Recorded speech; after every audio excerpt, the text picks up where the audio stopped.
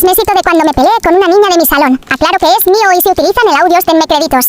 Yo cuando estaba en cuarto grado había llegado una niña nueva a la cual le pondremos Luciana. Esa mi niña desde que entró se notaba que le gustaban los problemas. Después de que se presentó dijo la profesora que se iba a sentar al lado mío. Cuando se sentó empezó a sacar sus cosas, cosa que todo alumno hace. Cuando termina se da cuenta que yo la estaba mirando y después me dijo: oye, deja de mirarme, yo sé que soy hermosa, pero no me mires tanto.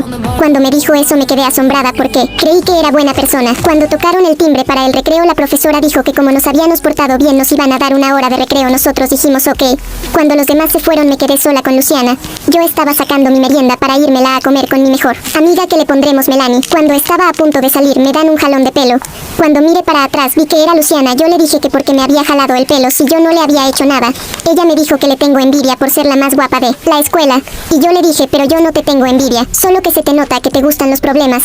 Luciana cuando escucha eso se me arrebata encima y me da cachetadas. Pero yo la agarré de las piernas y la tiré para atrás. Mientras yo me levantaba ella me estaba jalando el pie, entonces yo le doy una patada en la barriga, cosa que a ella le molestó más. Y se paró y me empezó a dar muchos golpes. Yo sin que ella viera le di un puñetazo en la cabeza, cosa que la dejó un poco inconsciente.